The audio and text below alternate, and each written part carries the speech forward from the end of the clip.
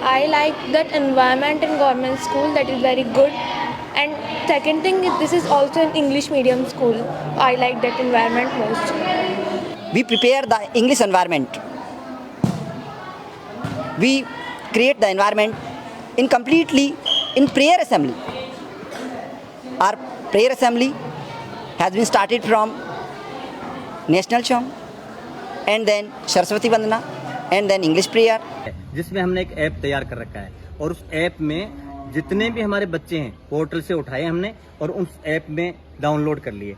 वहाँ उस ऐप में सुबह जिस बच्चे का बर्थडे होता है उसका नाम आ जाता है, चाहे वो। नमस्कार, रेडियो राजस्थान के डिजिटल प्लेटफॉर्म पे आप सभी का स्वागत है। शिक्षक दिवस के खास मौके पे रेडियो राजस्थान लेकर के आया है सीकर जिले के 5 ऐसे सरकारी विद्यालयों की ग्राउंड रिपोर्ट जिन्होंने अपनी इनोवेशन से पूरे जिले में एक नए आयाम स्थापित किए। साथ ही वहां के शिक्षकों की अपार मेहनत के बाद स्टूडेंट्स के अच्छे परिणाम आ रहे हैं और विद्यालय का जो कैंपस है उसको देखने के बाद लगता है कि ये पूर्णतः सुविधाओं के साथ चाक चौबंद है। देखिए रेडियो राजस्थान की ग्राउंड रिपोर्ट संवाददाता ओम शर्मा के साथ। इसी क्रम में आज हम पहुंचे हैं सीकर जिले के खुड़ी बड़ी गांव के राजकीय शहीद नेमीचंद राजकीय उच्च माध्यमिक विद्यालय में। पूरा रिसोर्ट जैसा नज़ारा इस स्कूल में आपको देखने को मिलेगा। हम जानते हैं यहाँ के वरिष्ठ शिक्षक श्री उपेंद्र जी से। सर, खुड़ी का ये स्कूल पहले भी एक ऐतिहासिक स्वरूप में था, क्योंकि आज़ादी से पहले 1936 में यहाँ के ठाकुर जोत सिंह जी जो राव राजा के पास में रहा करते थे, राव राजा के पास में अंग्रेज अधिकारी वेब साहब वहाँ उनका आना जाना था, उनसे डिमांड करके उन्होंने इस विद्यालय का निर्माण करवाया था और ये विद्यालय टीले पे बना था। तो उस समय भी आज़ादी के पहले का विद्यालय था ये, तो उसकी एक विशेषता थी, टिन शेड से स्कूल बना था ये। लेकिन बीच में एक संक्रमण दौर इस प्रकार का आया कि ये जर्जर स्थिति में आ गया। यहाँ का नामांकन भी 2 अंकों में पहुँच गया और उस समय जिस समय इस विद्यालय में मैंने इंटर किया, मैंने यहाँ कार्य ग्रहण किया 10 अगस्त 2018 को। उस समय जो ही मैंने गेट में प्रवेश किया तो सामने 5-5 फीट का घास, जिसको हम चूनावा घास कहते हैं, वो खड़ा था। 1 से 1.5 ट्रॉली यहाँ कचरे की पड़ी थी। इसमें 5 नीम के पेड़ थे, 14 आड़ू के पेड़ थे। साथ ही कमरों की कमी भी थी, कमरे भी जर्जर स्थिति में थे। एक बड़ा चैलेंज था। और ठीक 4 दिन बाद में 15 अगस्त का पर्व था। 14 अगस्त को मैं गांव में निकला मेरे साथियों के साथ में। 15 अगस्त को हमने 40-50 ग्रामवासियों को यहाँ बुलाया, 15 अगस्त मनाया। उनके बीच में हमने बात रखी कि खुड़ी का ये ऐतिहासिक विद्यालय, जिसको हम ऐतिहासिक स्वरूप फिर देना चाहते हैं, पूरे राजस्थान में एक बड़ी पहचान हो, इसलिए आपके सहयोग की जरूरत है। और साथ उस दिन छोटे से मोटिवेशन से हमें भी एक इतना बड़ा हौसला मिला, हमें विश्वास नहीं था। 6,38,000 रुपए की एक दिन में घोषणा इन ग्रामवासियों के द्वारा की गई। हमारा हौसला बढ़ा हुआ। उस वातावरण के निर्माण के साथ में उसके बाद में कोरोना आ गया और पूरे कोरोना के पीरियड में हम इसमें लगे रहे, इसको सुसज्जित करने में, इस ग्रीनरी को डेवलप करने में, पेड़ पौधे लगाने में। 8 बजे मैं गाड़ी लेकर आता था, 2 बजे तक यहाँ मई जून जुलाई महीने में भीषण गर्मी में यहाँ मेहनत करता था। ये वाटिकाएं लगाई। उसके बाद में हमने 60-40 जो हमारा मुख्यमंत्री जनसेवा की योजना है उसमें पैसा घुमाया और आज भामाशाहों के द्वारा 1.5 से 2 करोड़ रुपए का काम इस विद्यालय में हो गया है। 3 मंजिला इसका भवन तैयार हो गया है। हमारा विद्यालय छुट्टियों में कभी बंद नहीं होता है, हम यहाँ आते रहते हैं, हमारा विद्यालय कभी बंद नहीं होता है। और उसका रिजल्ट हमें मिल रहा है कि हमारे 10 बच्चे एनएमएमएस में सिलेक्ट हो गए हैं, जिनको 48,000 रुपये पर ईयर 4 साल के मिलते हैं। 1,000 रुपये हर महीने के उनको छात्रवृत्ति मिलती है। तो लगभग 5 लाख रुपए गांव में स्कॉलरशिप भी आ रही है। इस बार हमारा जो रिजल्ट रहा है वो 94%, हमारी टॉप बच्ची के 94% मार्क्स भी आए हैं। मेरा नाम अनु है, मैं क्लास 11th की स्टूडेंट हूँ और मैंने 11th क्लास में आर्ट्स सब्जेक्ट चूज़ किया है। मेरे स्कूल में मतलब कि क्लास में इतना अच्छा माहौल रहता है पढ़ने का, teachers time to time periods लेते हैं और रेगुलर स्कूल भी मैंने अटेंड किया और साथ में ट्यूशन क्लासेस भी ली। और हमें स्कूल में अलग से कुछ फैसिलिटीज़ मिलती है, जैसे डिजिटल क्लासेस, और लाइब्रेरी में भी हम बैठ के पढ़ लेते हैं कोई खाली पीरियड होता है तो। और जो क्वेश्चन नहीं समझ में आता वो हम डिजिटल क्लासेस है तो वहाँ पे कंप्यूटर में देख लेते हैं। राजस्थान में पहला विद्यालय है जिसमें हमने एक ऐप तैयार कर रखा है, और उस ऐप में जितने भी हमारे बच्चे हैं पोर्टल से उठाए हमने और उस ऐप में डाउनलोड कर लिए।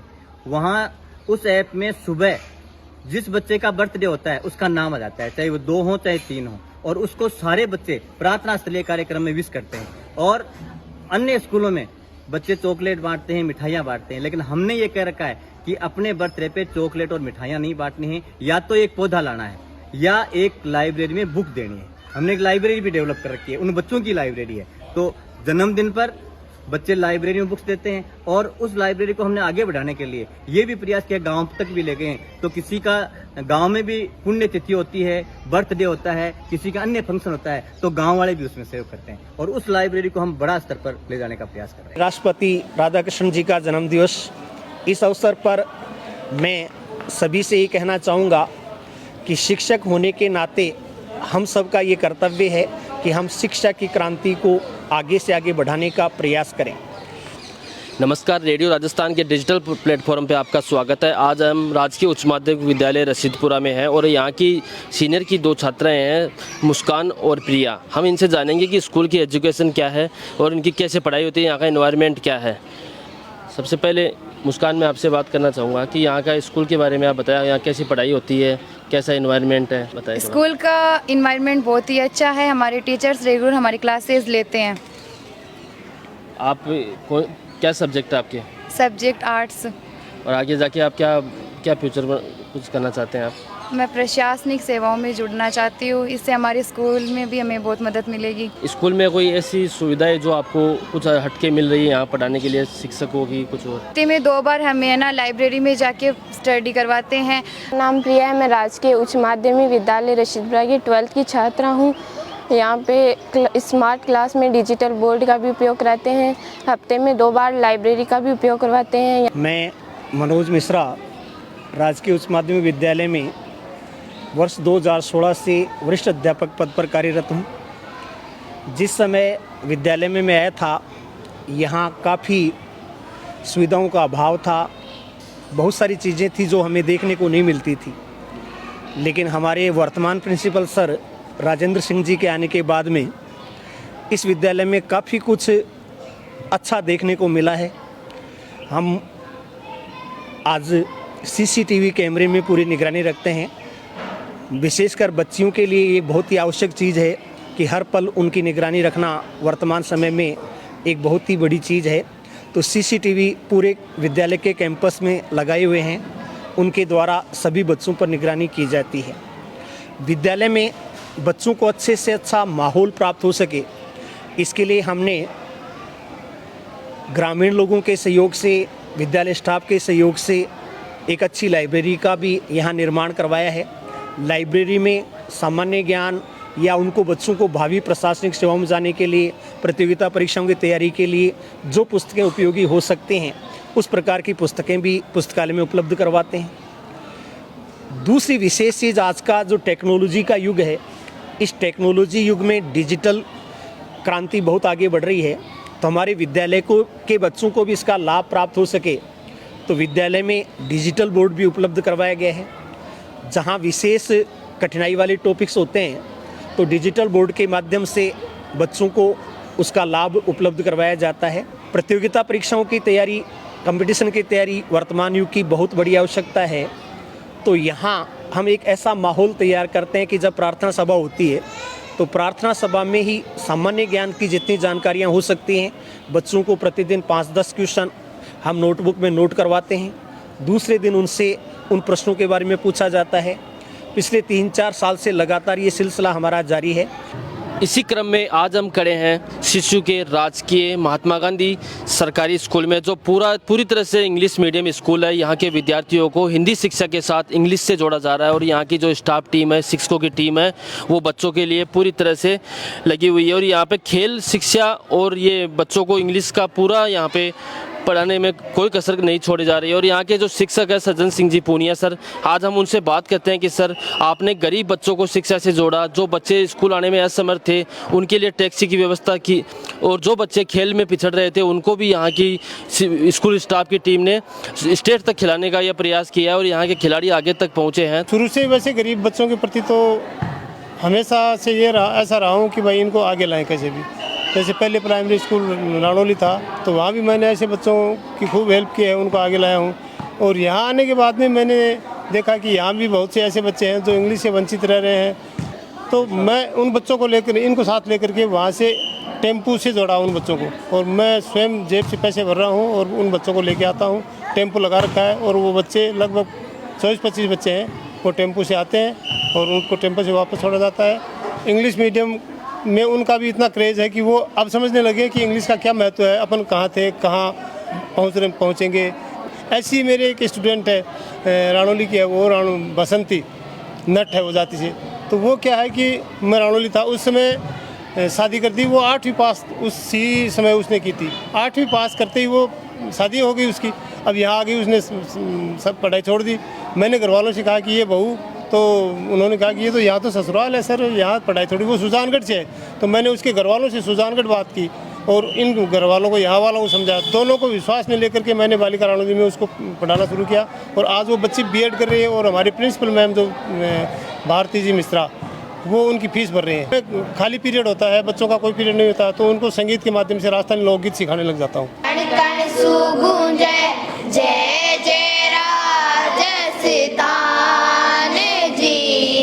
अब इस बार हमारे पास 14 और 17 की गर्ल्स और बॉयज़ दोनों की वॉलीबॉल की टीम है और गर्ल्स की खो खो की टीम है, सिर्फ ओनली अंडर 14 की। 5 टीमें हमने तैयार की है। 8 सितंबर को फर्स्ट टीम जाएगी अंडर 14 बॉयज़ और गर्ल्स, फिर 16 सितंबर को खो खो जाएगी अंडर 14 और 23 सितंबर को वॉलीबॉल अंडर 17 जाएगी। क्रम में रेडियो राजस्थान की टीम पहुंची है राजकीय उच्च माध्यमिक विद्यालय शिशु रानौली में। यहाँ पे 6 साल पहले का माजरा देखें तो यहाँ पे स्कूल के जो कमरे थे उनमें छत टपकती थी, बच्चे परेशान थे, बैठने के लिए जगह नहीं थी। तो यहाँ पे 2018 में संगीता जी जूरिया ने प्रिंसिपल के तौर पे ज्वाइन किया। तो मैडम से जानते हैं कि मैडम उसके बाद में क्या क्या नवाचार हुए विद्यालय में और आज विद्यार्थियों की क्या क्या सुविधाएँ यहाँ मिलती है। मैंने जब कार्य ग्रहण इस विद्यालय में किया था तो पूरी छत थी वो टपकती थी। तो मैंने और मेरे स्टाफ साथियों ने भाई कैलाश जी यादव उनसे संपर्क करके पूरे विद्यालय पर लगभग 7 लाख रुपए लागत से छत है उसकी रिपेयर करवाई पूरी। उसके बाद 4 दीवारी बनवाई इस विद्यालय में, क्योंकि गायें हैं वो पौधे नहीं लगने देती थी। फिर मेन प्रवेश द्वार बनाया। उसके बाद संपूर्ण बिल्डिंग थी वो जर्जर थी, तो उसकी रिपेयर करवा करके कलर करवाया। फिर विद्यालय का जो अंदर का परिसर है उसके अंदर ब्लॉक लगवाए और बाहर है वो स्टेज का निर्माण करवाया। मैडम शिक्षक दिवस है आज और ये हम आपसे जानना चाहेंगे कि आपने कार्य ग्रहण करने के बाद कितने रुपए का विकास कार्य यहाँ करवाया, लाखों रुपए का विकास कार्य करवाया, भामाशाह को कैसे जोड़ा यहाँ पे थोड़ा बताएं। हाँ सर, भामाशाह तो वैसे ये भूमि है वो भामाशाहों की भूमि है।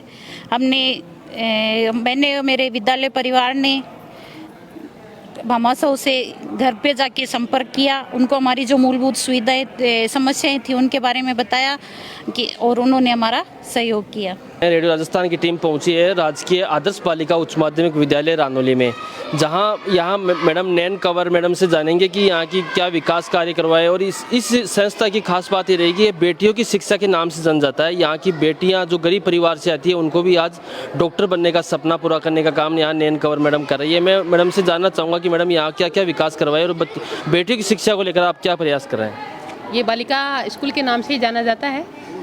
यहाँ जब मैंने स्टार्टिंग में ज्वाइन किया था तो लगभग 70 के आसपास लड़कियाँ थी और कोई साधन सुविधाओं की अगर देखे जाए तो विद्यालय परिसर में पानी भरता था और बच्चों के लिए कोई फर्नीचर स्पेशली व्यवस्थाएं किसी प्रकार की नहीं थी।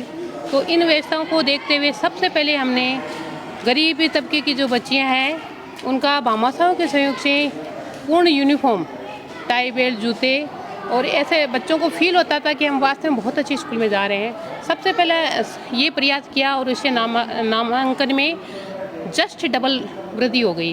कहाँ हमारा नामांकन उस समय 70 के आसपास था, ये लगभग 200-250 बच्चे एक साथ हो गए पहले साल का ये प्रयास रहा। उसके बाद में हम लोगों ने आगे भामाशाहों के सहयोग से स्पेशली ये स्कूल क्रमोन्नत हुई और मैंने साइंस विंग ली यहाँ पर। और साइंस विंग लेने के पीछे मेरा प्रयोजन ये था कि ये जो गरीब परिवार की जो बच्चियाँ हैं जिनको वास्तव में सुविधाएं नहीं मिल पाती है, वो बच्चे आगे चल के डॉक्टर तक बने। तो इसी लक्ष्य को ध्यान में रखते हुए हमने यहाँ सिर्फ साइंस फैकल्टी ली और हर साल उत्तरोत्तर 90 क्रॉस वाली बच्चियाँ यहाँ से निकल रही है। फिर भामाशाहों के सहयोग से हमने कम से कम 80 लाख के एवरेज तो बिल्डिंग का निर्माण करवाया और सारी साधन सुविधाएं जिसमें लैब, इसके साथ ही कंप्यूटर, लैपटॉप, बच्चों के लिए प्रिंटर, हर साइड की सुविधाएं, इसके साथ ही साथ वेल फर्निश्ड फर्नीचर हर एक क्लास के लिए, किसी प्रकार की साधन सुविधाओं में की कमी नहीं रखी। और सारा का सारा क्रेडिट जाता है गांव के भामाशाहों का। गरीब परिवार की बच्चियां पढ़ लिख के जा रही है, वो नर्सिंग, डॉक्टर, वकील और ऐसा कौन सा प्रोफेशन है, चाहे पुलिस हो, हर महकमे में जा रही है और हमारे स्कूल का, हमारे विद्यालय का और हमारे गाँव का नाम रोशन कर रही है। राजस्थान,